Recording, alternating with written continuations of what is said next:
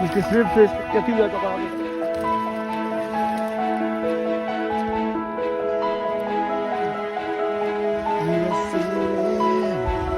Hey babe.